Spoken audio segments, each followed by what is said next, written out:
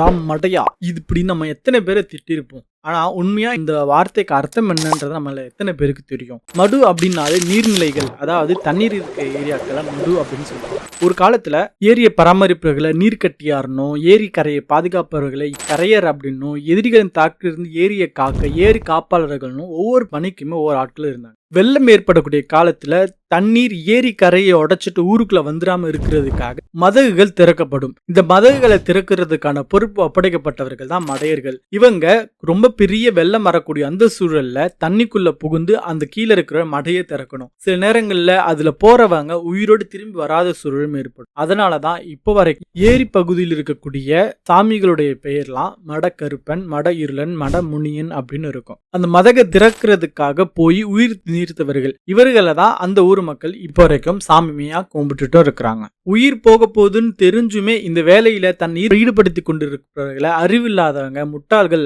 சித்தரிச்சாங்க. அதனாலதான் நாம மடையன் அப்படின்னு திட்டிட்டு இருக்கோம்.